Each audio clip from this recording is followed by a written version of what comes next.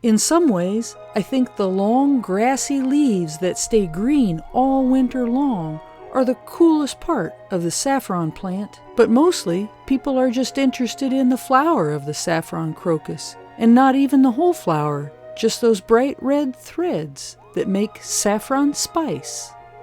Welcome to Haphazard Homestead.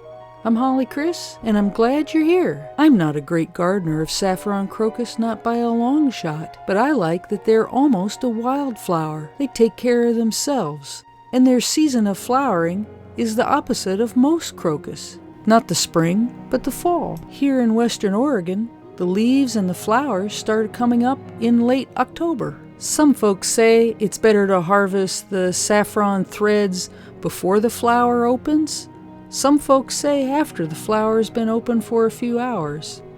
I say I honestly can't tell any difference in the quality of the saffron spice. I just pick the flowers as I see them.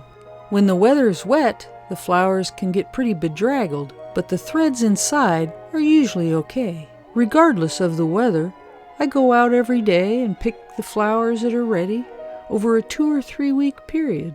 Once the saffron crocus are done flowering, I cover the whole area with a layer of wood chips, and they're good to go for the whole rest of the year. I have them planted in a spot that gets the hot afternoon sun, and they don't even want any water through the whole dry summer here in Western Oregon. That's because they go dormant and lose their leaves and disappear during the summer.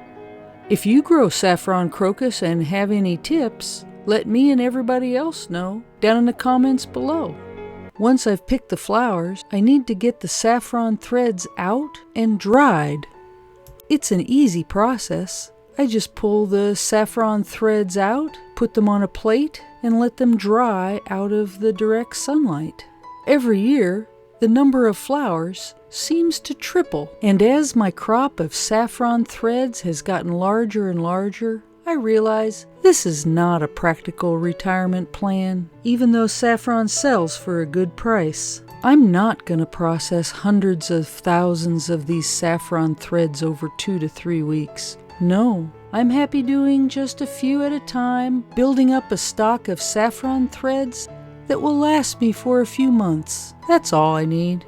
The flowers have such a pleasant scent that it's a shame to toss them out, so I keep them in a vase for a few days. They fill a whole room with a wonderful aroma.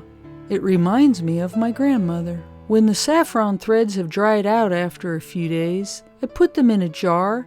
I store them in my pantry where it's really dark. If you have any tips or suggestions for cooking with saffron, I'd appreciate hearing about that in the comments below. It's nice to have plenty of free, homegrown saffron spice. I hope you can try growing some saffron crocus sometime. I hope things are going well at your place. Thanks for watching. Bye!